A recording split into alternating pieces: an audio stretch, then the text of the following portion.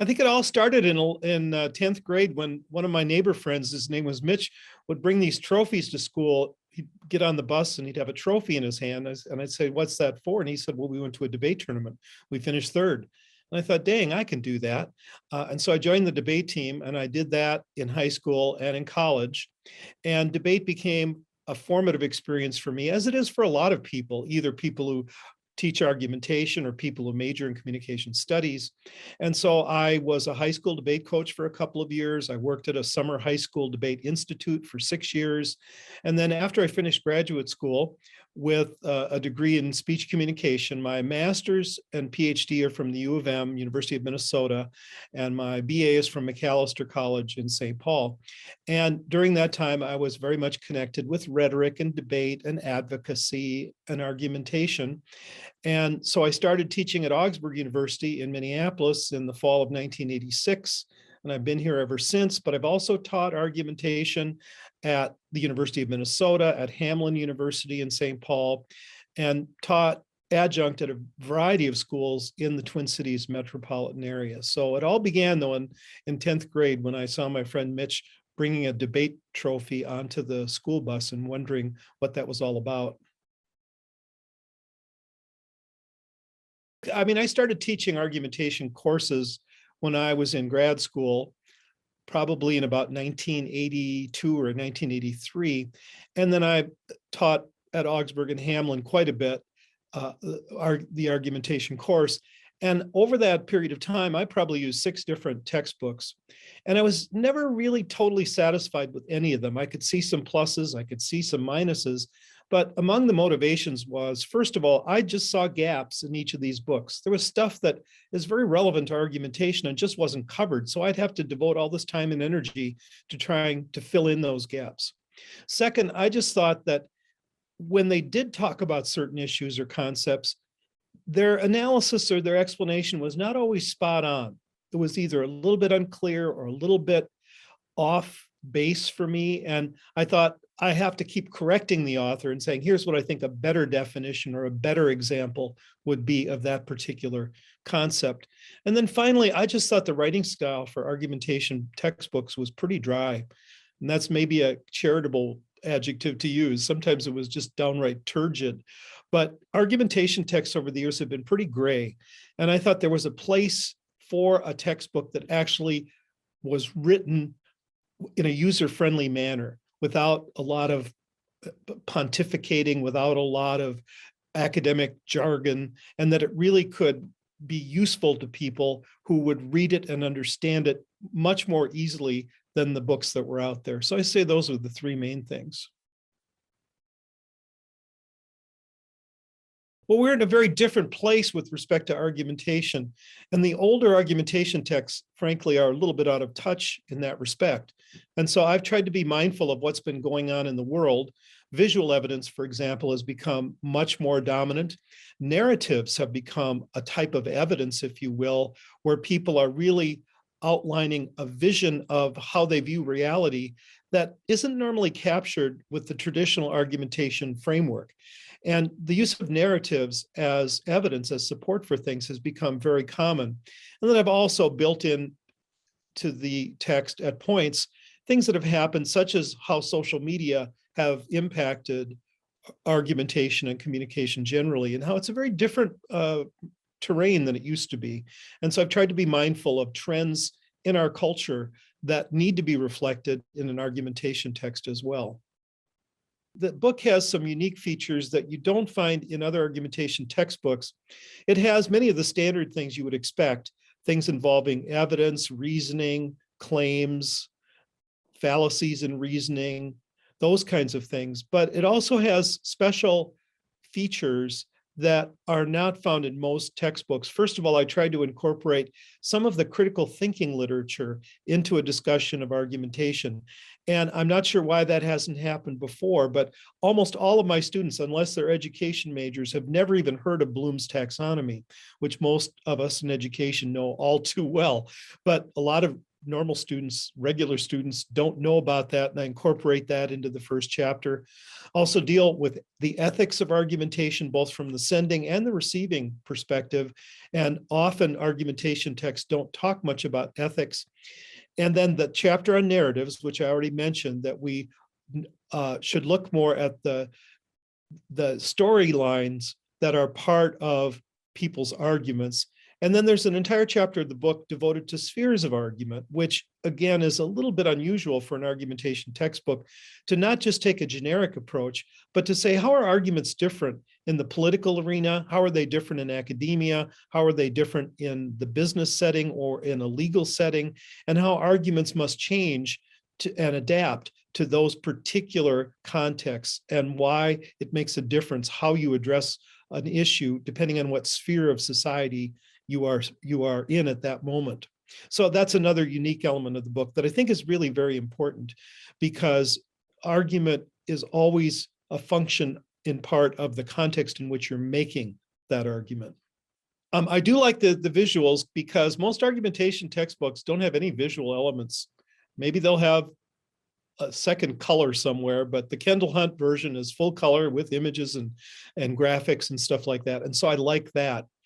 And I also like the fact that in the 5th edition, to try to provide a little bit more gravitas, frankly, and connect with the academic literature, I've highlighted one journal article, typically in each chapter, that relates to the topic in that chapter, to try to make a connection between academic scholarship and the ideas that are in that chapter. And I think I've been able to make that connection pretty clear, when again, sometimes it can seem very ponderous to read journal articles. I've tried to boil them down to their essence and explain them in ways that are meaningful to people. And so I like that feature of it. And I like the general organization of the book. I think it makes a lot of sense. I broke out a separate chapter just on statistical evidence, because in the chapter on evidence, there was just so much to say about statistics. I couldn't put it all in that one place. And so I think I made some good decisions about how it's organized. Well, I think it's been good. I try not to, pander to them too much or go out of my way to ask them. I try to listen to things that they do say. Sometimes my own students will tell me, when I read the book, in my mind, I am hearing you talking. And usually I'll respond by saying, well, that's kind of what I was going for. The language in the book is very oral. And that's a very intentional choice that I made, that I wanted to communicate with the reader in a way that felt a little bit more personal and a little bit more natural.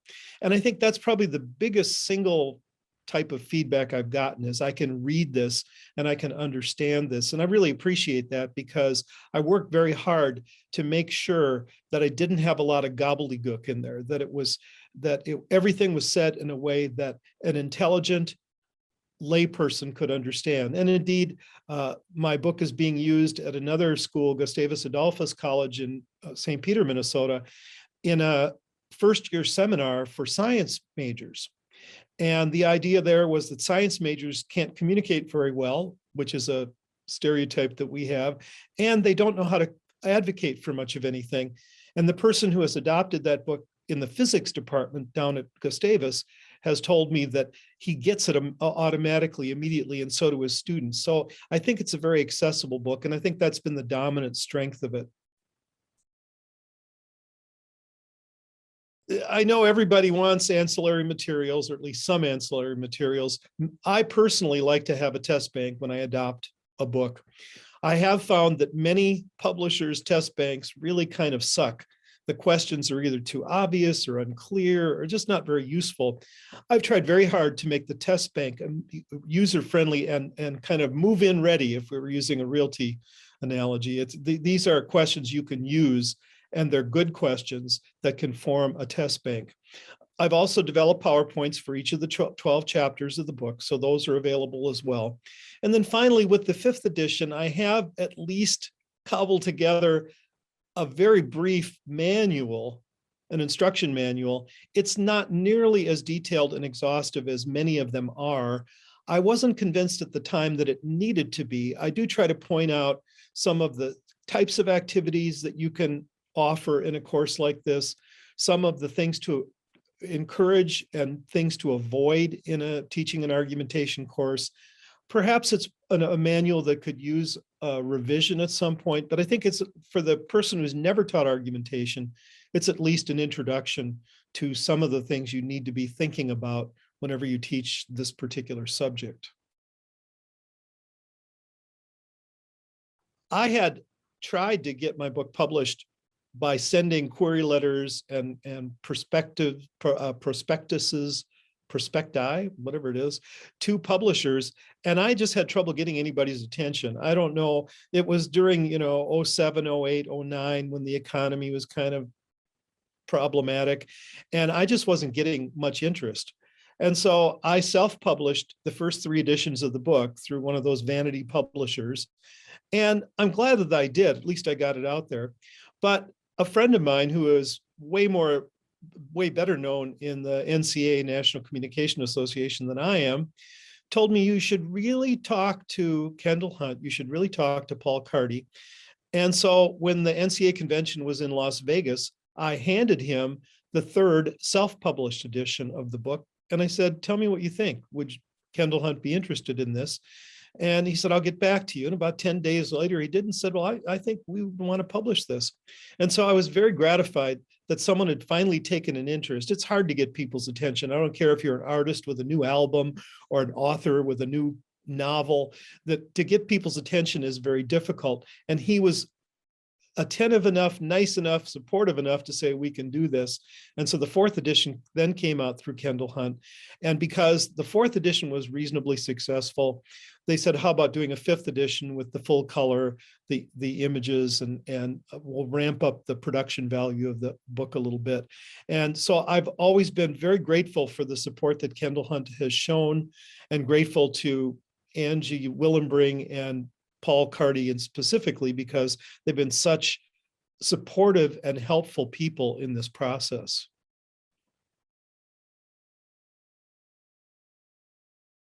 In general, specifically, one of the things that can happen is that someone might give you feedback about a particular aspect of the book. I remember a student came up to me very politely, somewhat being very reticent, like I don't want to upset him or offend him. But she said, Professor Lapakko, I have to tell you that there's a misspelling in the book. And I said, oh my, what is it? And so she said, well, you've got the word capital spelled CAPITAL, but it's really TOL.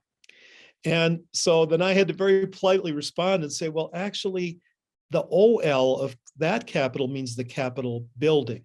But what I was referring to is the capital city. And if it is a capital city, then it's CAPITAL. So it's not really incorrect. I didn't know how to say that politely, but she thought she was doing me a favor by catching one of these typos in the book. I think at a more general level, one of the weird dynamics is, and I didn't have this experience until I'd written the book, but when you adopt another book, there's this sense that whoever wrote it must be like this world-renowned authority on the subject, somebody named Wolfgang, who probably studied at Oxford, wears 3-piece suits, and spends all his spare time reading Heidegger and Aristotle or something like that. And to realize that their own instructor, a real human being, has written this book can both sort of work for you and work against you a little bit, because they're expecting that it's going to be somebody named Wolfgang. It's not going to be just an ordinary person writing this book. And so they sometimes don't quite know what to make of that. And so it's kind of funny when people are trying to figure out what to do with the book in that regard. Other times, of course, they're very kind of taken with the fact that their instructor has written the book and they think it's really kind of cool. But it's not universally that way, because students have been trained to think that if the instructor says something, it's sort of his opinion. But if it's in the textbook, it must be true. And so it's a very weird dynamic I'm still trying to process, but it's the relationship of me to the book, to the students, and what they make of that connection. And I'm still trying to figure that one out. But that's the one thing I ponder about quite a bit.